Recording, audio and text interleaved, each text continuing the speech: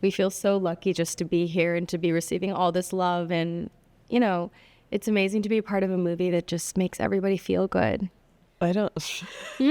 No, I only found out like a couple of weeks ago that was a possibility, and I don't really think I can wrap my mind around what that means. It's still registering. Like. Yeah. I think we long passed the point where I was able to understand any of what's been happening. So I think the fact that we went from making a movie that I think we all really loved and cared about to it has developed into this phenomenon worldwide to what is quickly becoming an Oscar and awards run. I'm just along for the ride, and I'll process it all after. That stamp of approval. We're like, yes. True. But also, when I see that, they all have millions and millions of followers, and I can't wrap my mind around that. That they're so into what we have done. Obviously, we didn't sing or dance personally, but still, I don't know. Even like Lee Byung-hun, like, so that person knows I exist. Is mostly how I feel sometimes. Where I'm like, what? Yeah, I think we're just so thankful because all these, you know, idols and artists who are loving the movie have really helped us get here, right? I mean, it is thanks to the fans and the viewers and, in a sense, like our colleagues, people in the industry together, and to know that, again, all of us cared about this so much, but especially our writers and our directors and our producers really working hard to make this such an accurate and beautiful depiction of Korean culture and music and fashion and all of it, right? I'm so grateful. I think it's something that was a concern amongst all of us when we were making the film, was that we wanted to make sure we got Korea right, we got the culture right, and that all of us were just like, oh, like, will they approve? Will they accept it? So to see them not just accept it, but embrace it and support it and give us so much love is just like the biggest sigh of relief. And like the warmth that spread through our bodies when all this started happening was really just wonderful. And as an ARMY for 10 years going on 11 now, there's no words. I can't talk about it. I feel my organs shut down. All of our phones were like blowing up. Everyone's like, did you see this? Did you see People this? keep asking me what I'm thinking. I'm like, there's no thought. No thoughts. I feel like I might faint. No, thanks. That message, you know, hit so close to home. And I think as a woman in the industry and as an Asian American, as a Korean American, I feel like there's so many layers to that, right?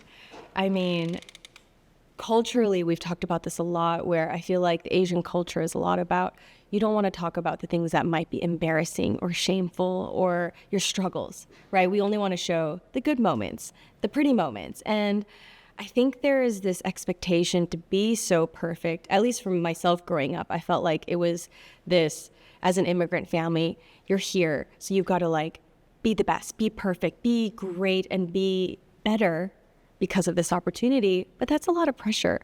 And then again, as women, it's like, why can't we just be goofy and make ugly faces and, you know, make funny sounds and not always be attractive? But the whole pressure to be perfect and beautiful and what that means, I mean, again, I think it has been so healing having people really letting down their guards and saying, you know what, this is me, this is who I am. And I always tell people it took me at least till my 30s to start feeling comfortable with who I am and be okay walking around in makeup and sweats and like literally pajamas to the grocery store. Like, just, you know what, this is who I am and I just need to go grab one thing, you know? But there was always this pressure of like, I have to be a certain way. And then I feel like as actors, we have an even greater pressure.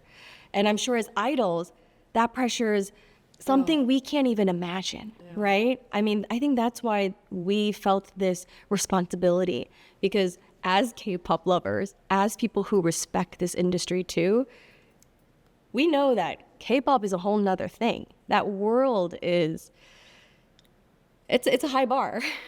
Yeah. Sunlight is the best disinfectant. Yeah. Oh. Ooh.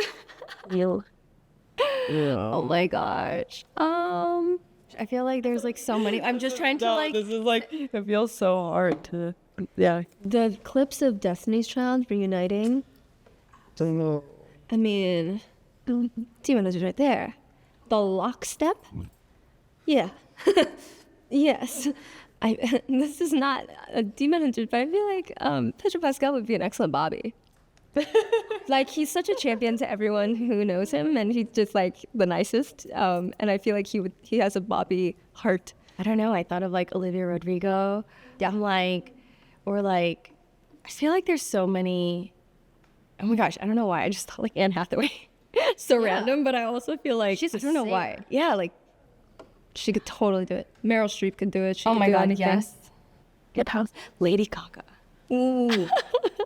Oh my god, abracadabra to seal the whole moon. Seriously. Oh my gosh, Kelly Clarkson. I feel like is always sealing the Always. I feel like I'm not thinking of like really classically characters like this, but I'm like Parker Posey, which is like totally not like what we're talking about, but I would enjoy seeing what that interpretation would be. Along the lines of White Lotus, Jennifer Coolidge. I'd love to see her. Oh my gosh, yeah. That's what I mean. Like it's more fun to think about how it could be reinterpreted in these. Yeah. Or like, you know, Buffy the Vampire Slayer, like that whole world, Sabrina the Teenage Witch. I'm like totally aging myself, but yeah, all that good stuff. Yeah. I'm like, ooh, I would like to see some kind of like intertwining. That would be And Buffy's coming back. Yeah, I love Buffy. I mean, Buffy's like who I want to be. So in a sense, I'm like, I mean, you're Buffy. We're kind of like slayers, hunters. Yeah. Okay, this has been happening a ton. I've been traveling a lot, and I'm having like 6-year-old kids like running up to me, grabbing my hand, and they're like, "You're Rumi. You're the speaking voice for Rumi." And I'm like, "Wait, you're like a 6-year-old boy. Like, how do you know that?" And they're like, "I did my research." And I'm like, I did my That's research. right. And like the mom's like, "Oh yeah." The boys have seen the movie like 17 times. They know everything. They like Google you guys. They knew your face. And I'm like, what? This is incredible. And so I feel like I'm really impressed by like your age 5 to 7, 8. And that's so far, I'm like my most like popular age right now. I've been invited to many 7, 8-year-old birthday parties. Unfortunately, I have not had time to go, but I feel like we really need to start making some appearances. Yeah. But I feel like the really young fans who also understand the story.